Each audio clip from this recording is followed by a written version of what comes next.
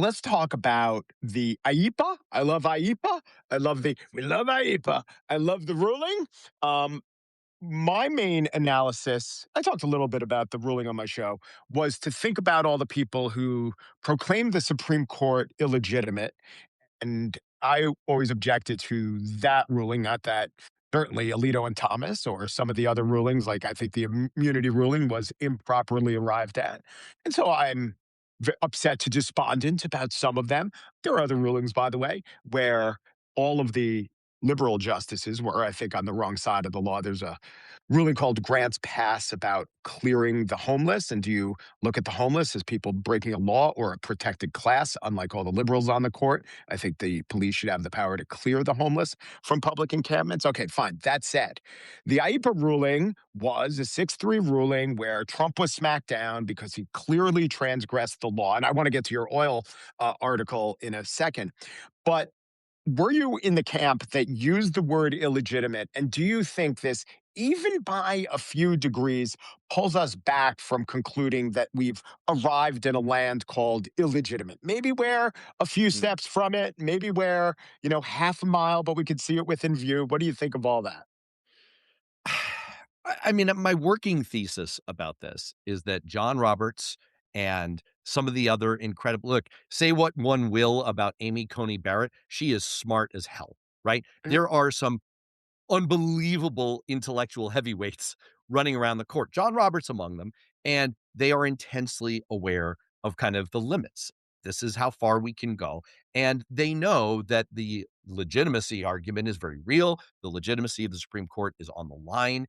And they have shown a pretty distinct pattern of they will give an awful lot of rope to Trump and unilateral executive authority theories of the presidency and untrammeled pardon power, untrammeled ability to commit criminal acts if it's somewhat tangentially in the nexus of presidential duties, which was an absolute shambolic ruling.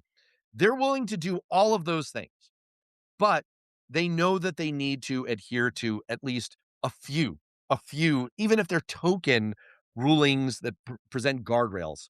And this appeared to be one of them. I'm not convinced that this means like, oh, things are fine.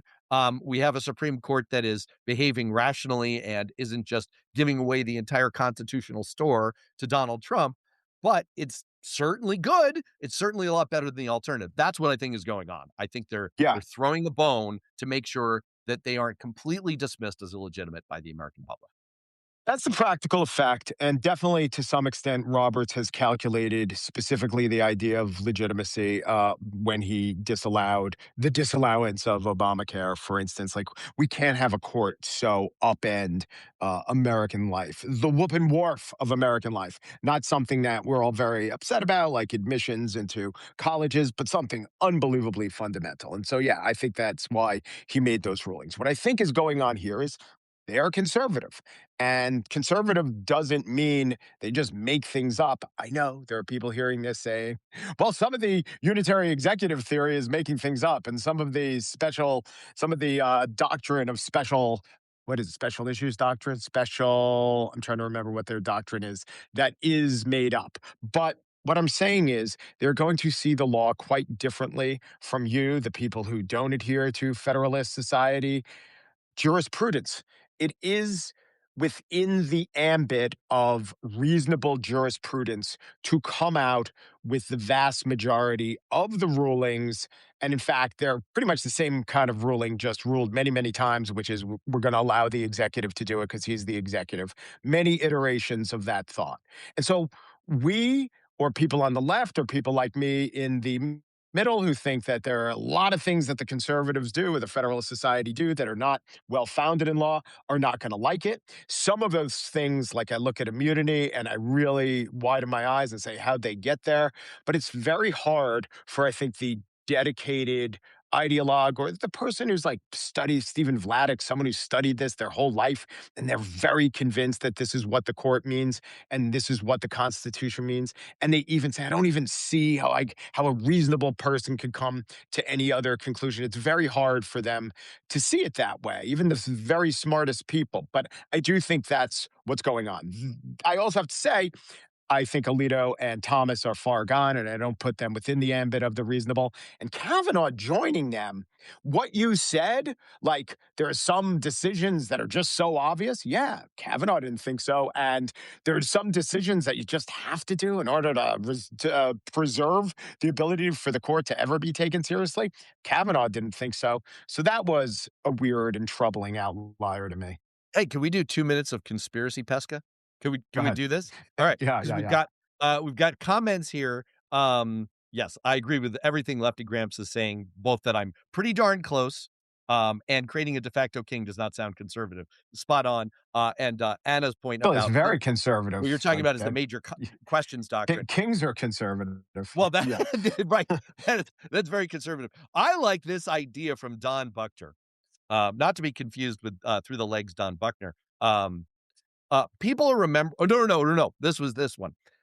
Vice to replace Alito. Your thoughts? I love this. Can we do just a quick conspiracy, Mike? So, what if the way that Trump resolves the is it JD Vance or is it Marco Rubio as the heir apparent is, like Alito, you're done, right? You're out of Yeah. there, and you put Vance right in there, eyeliner and all, and now you've cleared the path for Marco. Thoughts? Well, the judicial chamber's couch will never be the same. Yeah, I mean that's the fun. It's not conspiracy. It's like it's fanfic, right? Because I think Alito really could go because he's a movement conservative and understands politics. I mean, yeah, I'm sure he loves being on the court, but he really could go. But I don't think it would be Vance. I don't think he'd want to take the role. Why would Vance? I think Vance thinks that he has the presidency within his grasp and would much rather try for that than Yeah. than to be parked on the court. Or put That's what Marco over there. I mean, and by the way, you can buy Clarence Thomas off. Just give him another yacht ride. He likes boat rides. He's really, really into boat rides. RVs, just RVs at the wazoo for Clarence Thomas. Yeah, and people also say this is the most corrupt court in history. They should really look at some past courts. There is, and people don't even realize. I once interviewed the head of the Brennan Center, and I said, "What about when Justice Brennan took, you could call them bribes, but just cash loans that were forgiven without payback by fans of his who may have wealthy DC industrialists, and he literally did not know that happened. Not that everyone knew that happened. I found it in a 1982 reference in a Washington Post article by Ruth Marcus. But this sort of thing goes on all the time, as I would think someone on the Supreme Court would recognize that when you have no laws, that is a good indication and a good invitation to act unlawfully. Oh my gosh, Anna Zabal Giocha is suggesting that we might end up with Chief Justice Lindsay Halligan, Riley Cannon. Hmm. Oh gosh, Yeah, don't yeah. you're gonna turn that into reality. Like now you have to say Beetlejuice 3 times fast. Yeah, I mean Abe Fortas, who was one of the sharpest legal minds of the last 100 years, not exactly hands clean when it came to his relationship with Lyndon Johnson and all the dirty dealings he did on his Right. behalf. Point taken, but still, I mean, look, I they reached the right conclusion here. I don't know what it bodes for the future. Per Lefty Gramps' point, the real test may still be to come. I think the biggest test was was letting Trump off the hook, was saying that he was totally immune for everything now and in the future. And one of the most interesting interviews that I've done in the last year or two is with Kim Whaley, the legal scholar at University of Maryland, who wrote a book on the pardon power. And she made the point that between immunity and the pardon power, you have the 1-2 punch, the old 1-2 doom loop of unrestrained king-like presidential Yeah. power. The He part of can power, I mean, that's the history in the Constitution. It comes exactly from the divine right of kings. It was, a compromise when they were putting together the Constitution and couldn't think of the executive in a non regal context. So, yes, you're exactly right. right, and so it's I mean, the danger inherent there, it's really staggering, but on the other hand, I think people are tired of doomsaying, so, what does Trump like to say? "We'll see what happens."